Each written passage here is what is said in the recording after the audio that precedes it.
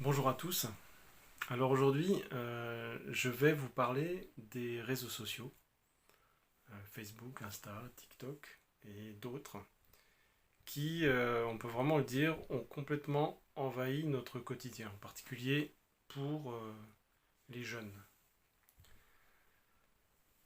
Parmi les utilisateurs, un grand nombre développent une addiction à divers degrés. Et on note une durée moyenne d'utilisation d'environ 2 heures par jour et par utilisateur, ce qui est énorme. Le piège, c'est qu'à la base, les réseaux sociaux se présentent sous un jour positif parce qu'ils permettent de s'informer, de garder plus facilement le contact avec des personnes éloignées, de découvrir facilement, gratuitement, de nouvelles choses, du contenu qui peut potentiellement nous intéresser, de rencontrer de nouvelles personnes qui ont le même centre d'intérêt ou non.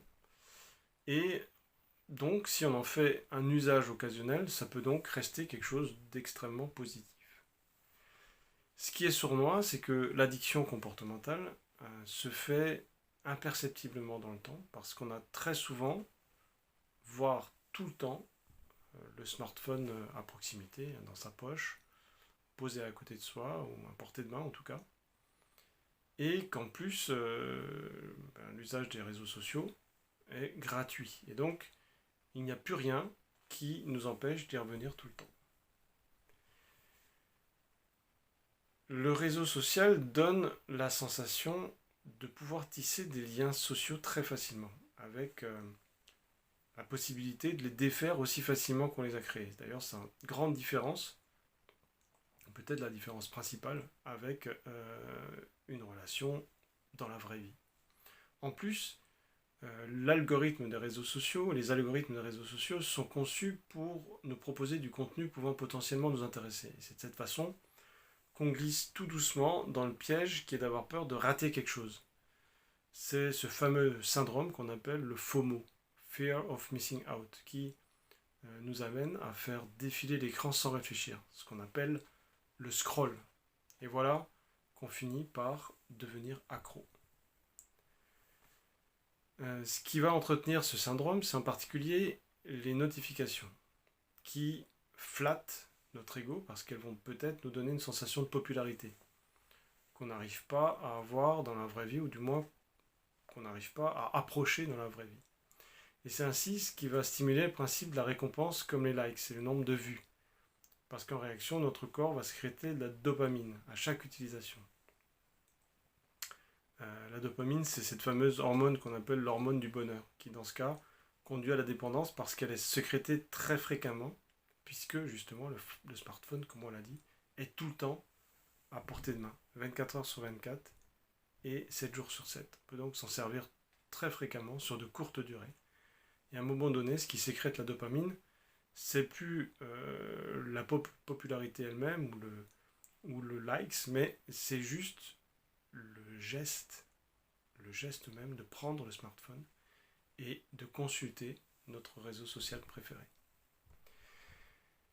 De cette manière, on se crée un monde social virtuel dans lequel on peut donner une image de soi qui n'est pas réelle, ou aussi s'identifier aux autres qui eux-mêmes, de la même façon, donnent une image d'eux-mêmes qui n'est pas réelle. Et c'est comme ça qu'on va petit à petit creuser le décalage avec la réalité, le décalage avec notre moi réel. Dès qu'on se retrouve seul ou entouré d'inconnus, on occupe cet espace avec ce monde cybersocial. Ce qui nous conduit par exemple à observer la plupart des personnes qui ont la tête baissée sur leur smartphone dans les transports ou dans les salles d'attente ou aux arrêts de bus par exemple. Ce comportement part à la base d'un mal-être social qui est plus ou moins important, d'un besoin de fuir la réalité, donc d'une difficulté à communiquer ou à assumer sa propre image. Ce qui est sournois, c'est que petit à petit, le cybersocial grignote sur notre espace social réel. On peut souvent observer un groupe d'amis qui, au lieu de partager un moment ensemble, sont tous là, assis côte à côte, chacun absorbé sur son propre smartphone. On peut donc dire que, d'une certaine manière, le cybersocial tue le social, en créant une coupure des liens sociaux qui finit par provoquer un véritable isolement pour certaines personnes. ou un isolement partiel pour d'autres. Le réseau social devient en quelque sorte comme un véritable faux ami ou une drogue, au point qu'on a une peur panique de perdre son téléphone ou de se retrouver sans réseau internet. Et il nous est impossible de passer un long moment ou une journée sans le consulter. Les conséquences, en dehors d'une forme d'isolement social, ça peut être, dans certains cas, des migraines, un manque ou une perte de qualité du sommeil, des difficultés de concentration qui peuvent avoir de grosses conséquences au niveau de notre activité professionnelle ou de notre activité scolaire. Et aussi un manque d'intérêt pour la vraie vie, de la déprime, de l'apathie qui peuvent dans certains cas aller jusqu'à la dépression. Je vous propose maintenant d'observer ce qui se passe du point de vue énergétique, parce que ça va permettre aussi de donner un éclairage particulier, de voir les choses sous un autre angle. D'abord, je vais éclaircir 2 points dont je vais parler. D'une part, je vais vous parler de ce qu'on appelle notre aura, c'est-à-dire l'ensemble de nos corps subtils. Parce que si on considère les choses d'un point de vue énergétique, au-delà de notre corps physique, on a de très nombreux corps subtils, dont les corps énergétiques, émotionnels et mentaux, qui sont nos corps subtils d'incarnation. Je vais aussi vous parler de ce qu'on appelle des entités, parce que de la même manière qu'il existe des corps subtils relatifs au corps physique, il existe aussi des êtres dans d'autres plans, en particulier le plan éthérique, le plan astral, même si dans notre société c'est quelque chose qu'on a complètement nié et oublié. C'est essentiel de le prendre en compte, en tout cas pour comprendre la suite de ce que je vais vous expliquer. Il y a un phénomène qui est très spécifique aux réseaux sociaux, c'est qu'on va y trouver un certain type d'entité bien particulier qui utilise le réseau pour pénétrer dans notre aura et pour y déposer un certain type de limitation ou de programme qu'on appelle énergétiquement des implants. Et là en particulier, ce sont des implants d'intelligence artificielle. Rien à voir avec des implants physiques, ce sont des implants énergétiques. Et leur objectif, c'est de nous détourner de notre mission de vie et de fragiliser encore plus notre aura pour qu'on soit plus manipulable et donc moins libre de penser et d'agir par nous-mêmes. Même si vous n'êtes pas addict vous-même aux réseaux sociaux, vous avez probablement déjà remarqué que si vous passez quelques minutes sur un réseau social, à un moment donné, ou sur une vidéo YouTube, c'est aussi le cas, vous ne pouvez plus vous empêcher de faire défiler l'écran, de scroller. Et vous avez votre champ de vision qui se réduit progressivement, comme ça, comme s'il n'y avait plus que votre smartphone qui existait.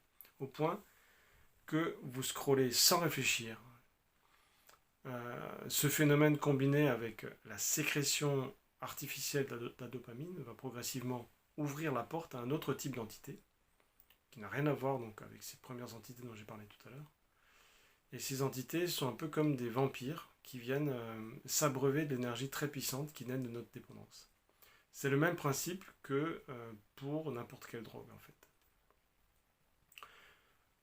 On va ainsi créer et nourrir un lien inconscient qui va devenir très fort avec ces entités, qui vont créer comme un appel énergétique de besoin. Et ça va se faire aussi souvent que possible. Et on peut tomber comme ça dans une frénésie de réseau social. Et comme justement on prend notre smartphone un peu tout le temps pour consulter nos réseaux sociaux, en fait cet appel en fait va se faire très très très fréquemment, un peu tout le temps en fait, parfois plusieurs fois par minute. Et c'est là par exemple que pour un adolescent qui est naturellement dans une fragilité, parce que c'est une forme de fragilité, parce que c'est une période en fait où justement il est en train de se construire, en train de se chercher, en particulier les personnes sensibles ou hypersensibles. Et c'est là que les réseaux sociaux vont devenir vraiment un piège dangereux. Cette fameuse énergie qui nourrit notre addiction est issue de la cause profonde du manque qui est à l'origine du déséquilibre et qui nous a conduit à ouvrir la porte de cette façon-là à cette utilisation du réseau social. Comme toute chose vécue peut être vue sous un angle positif, on peut dire que cette addiction va nous donner des indications, va permettre de mettre en lumière le travail énergétique et psychologique de rééquilibrage à faire, en parallèle, bien sûr, d'un sevrage du réseau social et du smartphone pour la personne. Et ça va permettre, une fois sevré des réseaux sociaux, à cette personne de ne pas avoir envie, de ne pas avoir besoin de compenser cette cause profonde de mal-être social avec une nouvelle béquille, on peut dire, comme l'alcool, le tabac ou les jeux d'argent par exemple. Voilà, j'espère que j'ai pu donner quelques éclairages, notamment sur l'aspect énergétique relatif aux réseaux sociaux. Et je vous dis à bientôt pour de nouvelles vidéos.